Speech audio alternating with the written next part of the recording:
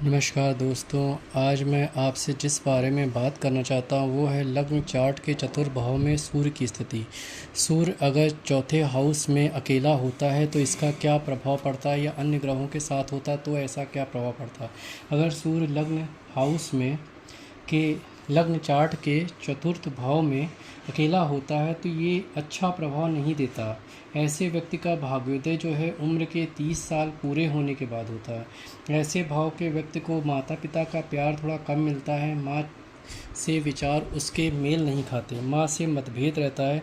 ऐसे व्यक्ति समाज में सम्मान पाते हैं, आप ये भी कह सकते हैं मेडल पाते हैं, प्रशंसा पाते हैं, परंतु अकेला सूर्य होने के कारण ऐसे व्यक्ति के जीवन में पैसे की कमी रहती है, धन संपदा की कमी रहती है, या फिर वो पैसा कमाते हैं वो जल्दी ख़त्म हो जाता है, जल्दी वो समाप्त हो जाता है।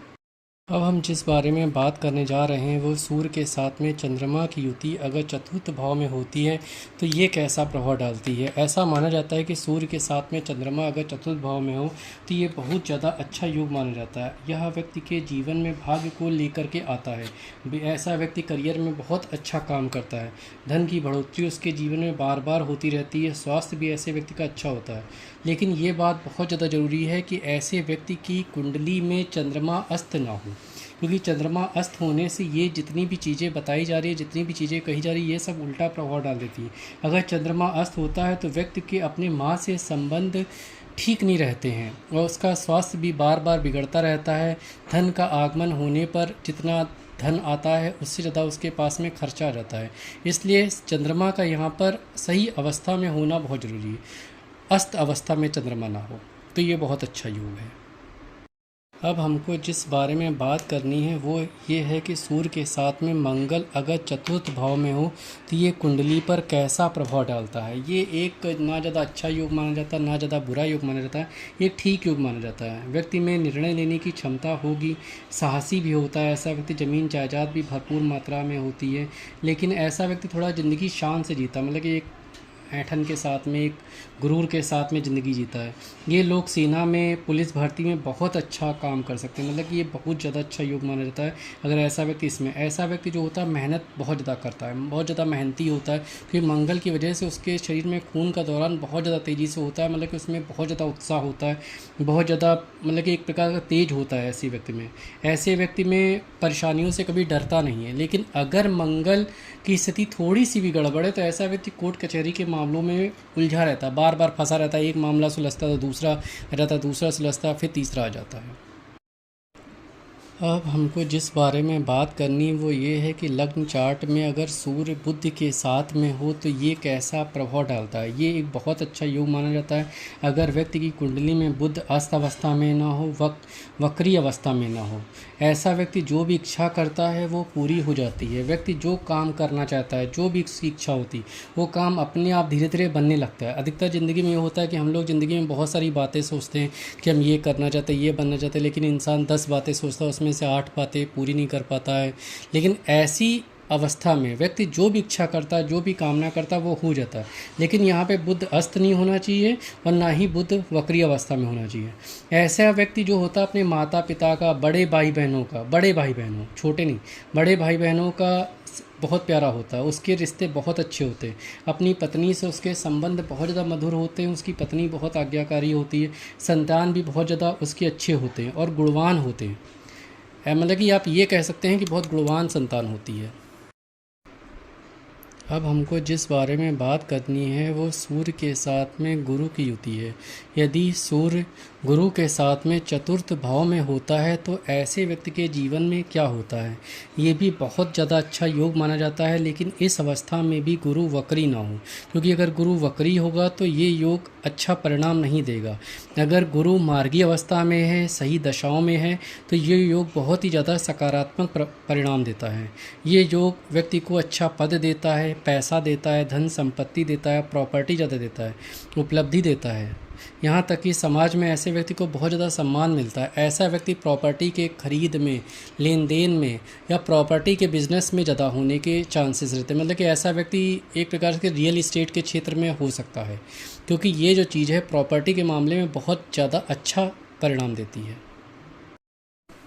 अब हमको इस बारे में बात करनी है कि सूर्य अगर शुक्र के साथ में चतुर्थ भाव में हो तो व्यक्ति के जीवन पे क्या असर पड़ता है।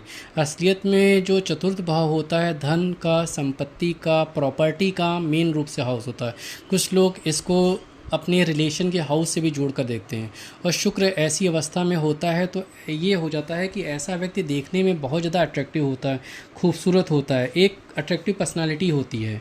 मतलब कि लोग उसकी बातों में बहुत जल्दी आ जाते हैं, अपनी बातों से बहुत जल्दी लोगों को प्रभावित कर देता है। व्यक्ति के अंदर अपना कोई गुण होता है जो आगे चल कर के उसका प्रोफेशन बन जाता है। व्यक्ति एक अच्छा सिंगर हो सकता है, अच्छा एक्टर हो सकता है, स्पोर्ट्स के क्षेत्र में हो सकता है, कुछ हो सकता है, चेस में हो सकता है। लेकिन नहीं, चेस में होने के लिए तो उसका बुद्ध भी मजबूत होना चाहिए, चेस में होने के लिए उसका बुद्ध भी मजबूत होना चाहिए। लेकिन ऐसे व्यक्ति के अंदर अपना ही कोई गुण होता है जो आगे चल कर के उसके लिए बहुत फलदायी साबित होता है। अब हमको जिस बारे में बात करनी है वह सूर्य के साथ में शनि की होती है। अगर सूर्य के साथ में शनि व्यक्ति की कुंडली में चतुर्थ भाव में होता है तो ये कैसा योग होता है। ये योग जो है ज़्यादा ना अच्छा फल देता ना बुरा फल देता है, क्योंकि यहाँ पे शनि की वक्रियता का बहुत ज़्यादा असर पड़ता है। अगर व्यक्ति का शनि वक्री अवस्था में नहीं है तो ऐसा व्यक्ति थोड़ा शांत स्वभाव का होता है, धीर गंभीर होता है, निर्णय भी सोच समझ कर लेता है। उसे के पास में निर्णय लेने की क्षमता बहुत ज़्यादा मजबूत होती है, थोड़ा सा टाइम लेता है लेकिन ठीक रहता है। ऐसे व्यक्ति के पास में पैसा है, धन संपत्ति है, प्रॉपर्टी है, बहुत धीरे धीरे बढ़ती है लेकिन स्थायी होती है। ऐसे व्यक्ति को अपने जीवन में घाटा बहुत कम होता है। लेकिन ये है कि प्रॉपर्टी, धन संपत्ति, पद, पैसा जो भी है बहुत स्लो मोशन में उसके पास में बढ़ता है। अगर शनि वक्री अवस्था में है तो ऐसा भी हो जाता है, तो ऐसा व्यक्ति जो है अपने पारिवारिक संबंध उसके खराब होते हैं। अब हमको जिस बारे में बात करना है वो सूर्य के साथ में राहु की होती है। अगर व्यक्ति की कुंडली में सूर्य के साथ में राहु चतुर्थ भाव में है तो व्यक्ति के जीवन पे क्या असर माना जाता है। ये युति जो है चतुर्थ भाव में अच्छा फल नहीं देती है। इस भाव में सूर्य की युति अगर राहु के साथ होती है तो ऐसे व्यक्ति की धन संपदा, प्रॉपर्टी को कम करती, उसका क्षय करती, उसका विनाश करती। पारिवारिक संबंध जो है ये खराब होते हैं, ख़ास तौर पे माता पिता से संबंध जरूर खराब हो जाते हैं। व्यक्ति को अपने जीवन में बार बार धोखा मिलता है, परिवार वालों से धोखा मिल जाएगा, दोस्तों से धोखा मिल जाएगा। उसे कई बार ऐसा लगता है, कई बार उसको ऐसा लगता है कि उसके जीवन में सुख है ही नहीं, शांति है ही नहीं। कभी कभी उसके मन में जी करता है कि मैं मर जाऊँ। ऐसे अजीब तरीके के ख्यालात ऐसे व्यक्ति के मन में बार बार आते ही रहते हैं। अब हमको जिस बारे में बात करनी है वो सूर्य के साथ में केतु की होती है। यदि व्यक्ति के लग्न चार्ट में सूर्य और केतु चतुर्थ भाव में हैं तो ये कैसा फल देते हैं। ये युति बहुत ज़्यादा अच्छी नहीं मानी जाती है। ऐसा व्यक्ति अपने को बहुत ज़्यादा ज्ञानी समझता है, लोगों को बार बार उपदेश देता रहता है, लोगों को बार बार फिजूल के बातें समझाता रहता है। ऐसा व्यक्ति अहंकारी भी बहुत ज़्यादा होता है। ऐसे व्यक्ति जो होते हैं हमेशा दूसरे में कमी ढूंढा करते हैं कि तुम ये काम ठीक से नहीं करते हो, लेकिन असलियत में ऐसे व्यक्ति स्वयं बहुत बड़े कामचोर होते हैं, आलसी होते हैं, एक ही जगह पर बैठ करके सारे काम को निपटाना चाहते हैं एक ही जगह पर, और इसी वजह से इनके जीवन में कभी उन्नति नहीं आ पाती, विकास नहीं आ पाता, या अपने जीवन में आगे नहीं बढ़ पाते हैं। ये सारे काम बैठे बैठे करना चाहते हैं, जिसकी वजह से ऐसे व्यक्ति के जीवन में धन संपत्ति, प्रॉपर्टी, पद, प्रतिष्ठा सबका बहुत हानि होती, सबका बहुत क्षय होता है।